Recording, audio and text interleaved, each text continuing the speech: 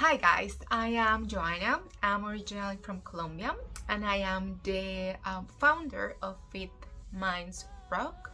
Um, I've been in the fitness industry for many years now, 7 years I could say. My first degree is in education. That is what I did back home in Colombia. I have different certifications, let's call it that, that were done here in the UK. I am a hypnotherapy practitioner, I'm a holistic pain management practitioner, and I am a nutrition coach as well. At the beginning, I thought because I didn't want to leave anything outside just to actually read from a script or something, but at the same time I thought it was going to be very unauthentic, so I'm hoping I'm going to come across with everything that I need to share with you for you to get to know me. I also encourage people. I'm in social media fairly active as well. Soon I'm going to be there, probably already there in my website, so I love to interact with people. So I wanted to share a little bit with you my story of why I decided to get into the fitness industry in the first place, but also why I decided as well to take it a little bit further in trying to help people as well dealing with chronic pain as a chronic pain sufferer myself. So a little bit of a background story. So basically I suffer from an eating disorder for most of my youngster years, teenage years, and early adulthood. I will say from the time I was like 12 to up to my, I would say early 30s, I was dealing with eating disorders in general. So I developed bulimia when I was very young, and all of my life I dealt with that. I mean, it was almost 19 years with the illness, with the disease, and I recovered. I said, this is it, no more. So after, I've been already 3 years recovered from all of that. However, it took a little bit of a toll, or it took a little bit of time to get there.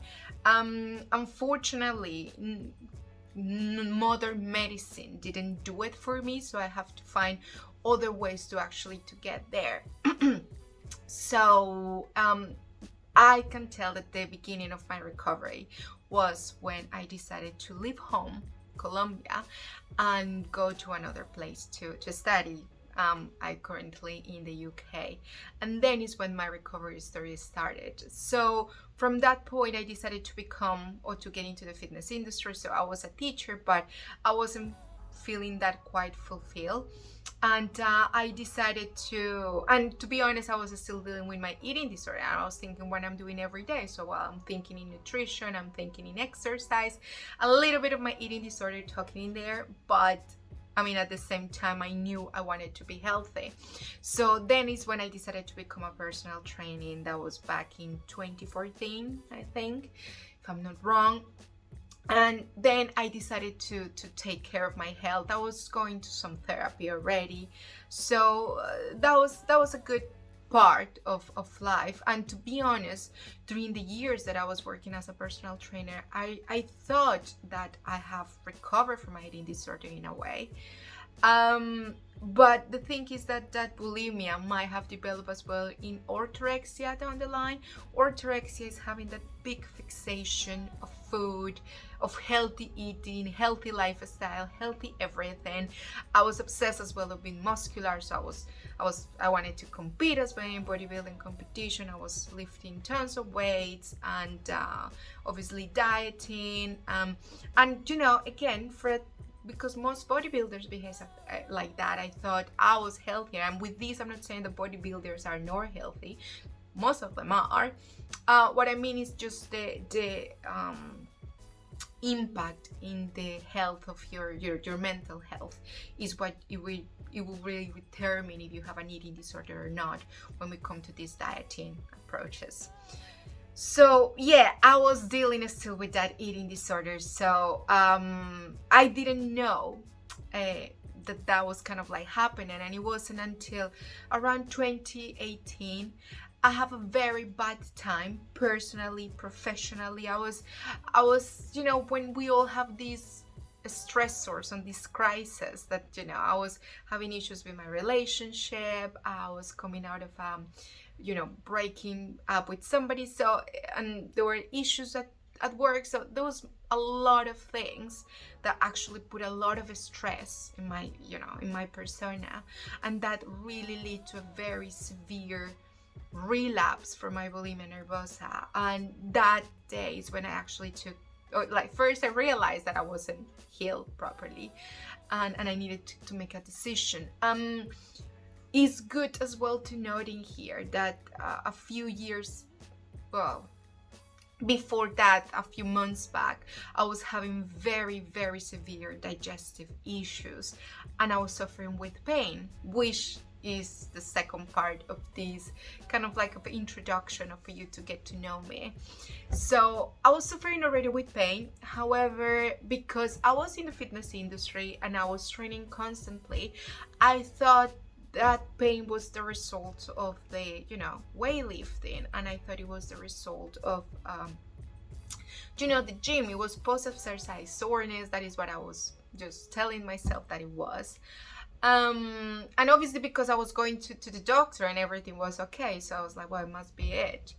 So all of that was happening. I was suffering. Then I have the relapse, and then is when I make the conscious decision that I didn't want to be a bulimic anymore, or I didn't want to have any mental food issues anymore. And then is when I realized that even though I took or tried to take care of my health when I was becoming a personal trainer, I never took care of my mindset and my brain. Basically, I was training my body on a regular basis, but my brain and my mind wasn't being trained as I was supposed to. And then is when everything started clicking. Obviously, when you give up on an addiction, many things start getting worse before they start getting better. So anybody here, if anybody's watching this and actually have passed through eating disorders, just hang in there, because at the beginning it seems that everything is going to get a lot worse. I started having very bad severe reflux issues, very, even worse digestive complaints that I used to have before when I was facing all of those eating disorders, let's call them. Well, that is what they are. So things start just going down the line. My pain started getting so much worse, so I stopped training altogether. I was in so much depression, anxiety. I was in such a bad place. I thought, my life is going to be now just thinking about needing to, I was in bed one day and I couldn't get up. I have to, I couldn't go to work for 2 weeks. They gave me 2 weeks off from work because one day I couldn't even get up. The fatigue was so severe, the pains, the spasms, the clicking in everywhere in my joints. It was terrible. My digestion, which I'm still trying to fix at the moment. I was passing through a very, very, very difficult time back then. That has been like 3 years ago, and obviously I was really, really afraid of many things that were happening. I went back home, I did some tests, because obviously I was experiencing very bad neurological symptoms apart from the pain, apart from the gastro issues, which the gastro issues actually got better when I did an elimination protocol, that I offer here in one of my programs. It got a lot better. So for that time, that was actually kind of okay. Muscle aches and very weird symptoms, itchy skin. Again, the clicking was uncontrollable. Before going back home as well, I decided to go to a chiropractor, which I still go to these days, and I do some acupuncture as well. I just wanted to put it out there, you guys. But when they did kind of like a spinal kind of I have the x-ray basically, and my I was having very bad for a while. I was having very bad hip pain, to the point in which I have to actually lift my leg to try to actually put it on top of the other if I wanted to cross them. That bad I was. That is why one of the reasons that I stopped training altogether. I thought I was very injured, and actually when I went to Colombia, they checked that there was kind of like something going on in the cartilage. Well, there were very weird things happening, but to make the story a little bit shorter, basically everything was okay, and obviously I was diagnosed, reinforced of the diagnosis of fibromyalgia and chronic fatigue syndrome. My hair fall down. Well, there are so many. I think I might make another video about all of the symptoms I have experienced during this journey, because this is one of the reasons most doctors really don't understand how to treat this stuff, because symptoms are very different from person to person, are very, very unique, are very different. And unfortunately as well, some others have as well comorbidity, so they have other conditions along with those ones. So that's why it's very hard to pinpoint what fibromyalgia is, and there is not enough research so far to actually do it. So that's why you really need to become the best friend you can be with yourself and with your body to this, towards this recovery journey. So then the pandemic hit, and I know the pandemic was very, very bad for many people, and I'm not saying that was really totally completely perfect for me either, but getting into the pandemic actually gave me the opportunity to really focus finally on my health and finally focus on recovery. And that is something that unfortunately some people cannot do when we are, at work, or we have a lot of responsibility, we have a house to run. I'm blessed, like I have a partner, but I don't have a family right now. So during all of those years, the last 3 years, I dedicated myself to figure out what was going on, how could I heal, how could I be. I didn't want to be the person that wanted to, at 34, that wanted to, at one point thinking about disability or anything like that. That's not my character as well either. I'm completely okay with people who actually want to give up, and I don't see it as a give up. It's up to you, honestly, where you are in your journey. But I really didn't want to have a life like that. I didn't want to have a life in which I wouldn't fight for something, in which, if a doctor said to you, you're going to be like that forever, just think, it's not for me. And I make the decision, and a conscious decision, to really study, to really learn, to really investigate, research as much as I could about what I was passing through. So during all of those 3 years, I decided, well, first I took, I did my hypnotherapy practitioner diploma, which was absolutely amazing. Actually, doing that diploma taught me exactly how come in hell I could manage to overcome an eating disorder by myself after 19 years. That is a very unlike case scenario, somebody actually recovering. But it was actually the bottom line to actually taught me that everything is in your mind. Where you put your awareness, where you put your energy, where you put your focus is where you are going.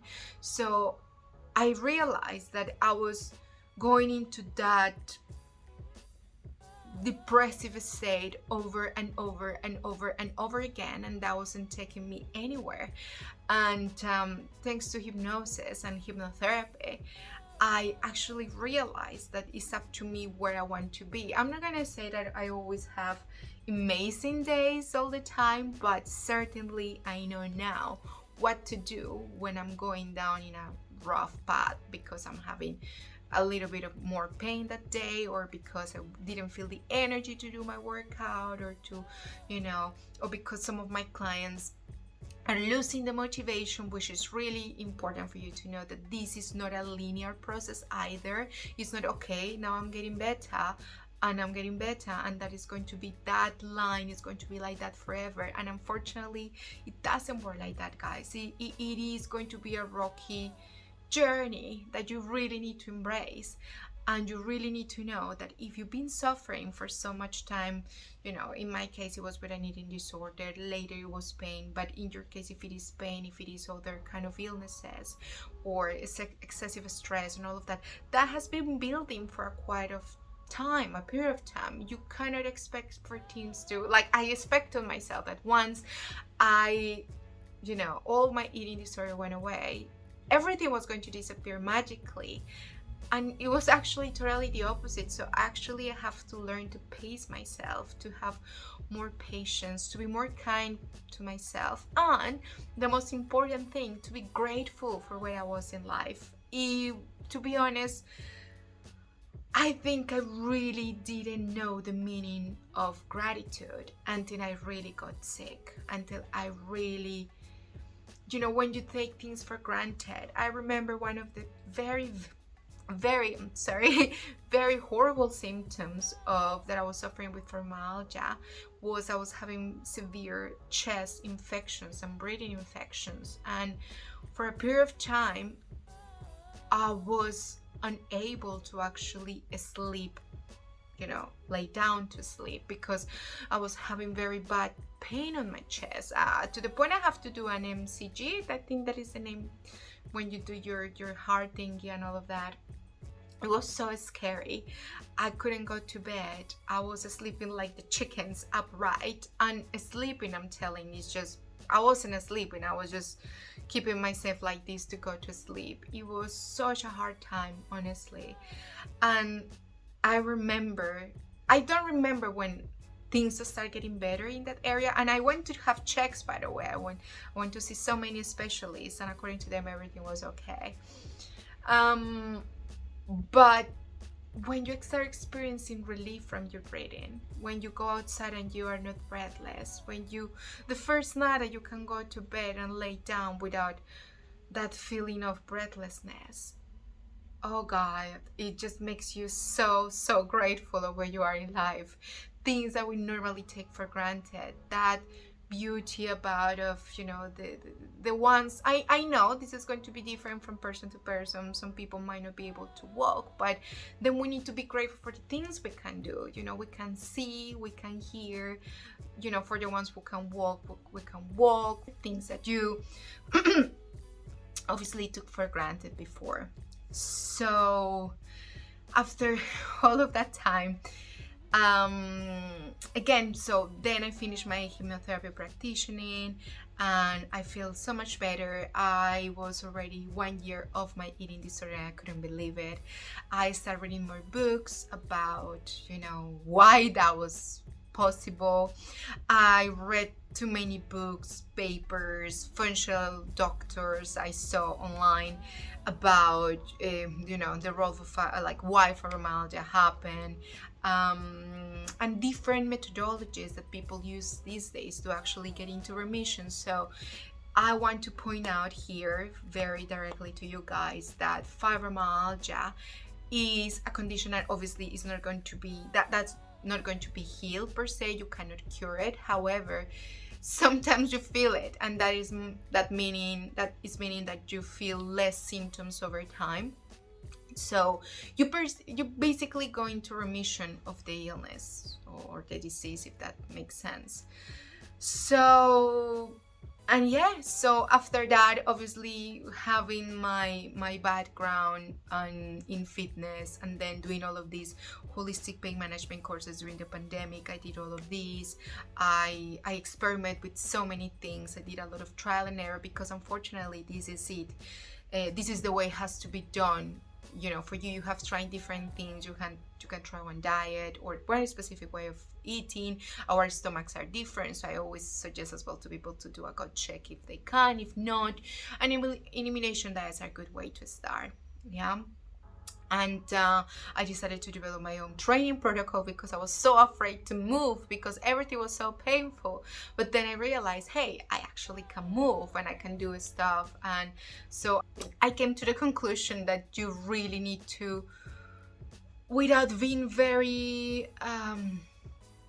aggressive in the changes that you do, because that is why people lose interest of fast when they don't see results fast enough, when they they start very enthusiastic, but then in the mirror they start feeling more symptoms, they feel weird. So you need to understand that sometimes the body, when it is detoxing, actually behaves differently, and you might start experiencing different things along the way. So you really need to keep consistent. And that is why I decided my program in such a way in which we actually take into consideration everything: body, mind, spirit, and as well gut health, which for me are the pillars that actually are going to contribute to your recovery over time. It requires for you as well for you to be very motivated. Not just, there are going to be bad days, and you need to accept that those bad days are going to be there. They are going to be there, unfortunately. But what I mean is, like, we really need to be conscious and more aware of those days and of those feelings. And well, with the mindset strategies as well, I'm planning to help you with in here, to be able to swap that belief or that identity that you have of why you cannot do such things, basically. So my programs are very much addressed in all of those pillars. For me, the most important thing is going to be mindset. Brain training is a big one for you to actually do the stuff that you need to do. You really need your mindset and your brain to be ready for it. You really need to be in that position in which you want to do the things regardless. If you have good results today, but tomorrow you are not going to be that great, so instead of giving up, you actually pick yourself back up and dust yourself off, and you carry on. And this is the message that I want to give to you guys today here with I'm just a person that really wants to help. I can share definitely your pain because I passed through that. There were 3 years of complete misery, and again, I'm not saying that I am pain free forever, and I don't think we're ever gonna be, but again, I think at least I have the strategies for me to pick myself up again and move on in the direction that I know is going to contribute to my well-being and to a better quality of life, despite of the fact that obviously I develop a chronic condition. And that is what I want you to do as well at the end of the day, with this program, honestly, at the end of the day. So, well, this is me. If you want, or if you have any more questions, please do not hesitate to send an email, info@fitmindsrock.com. I'll be more than happy to do it.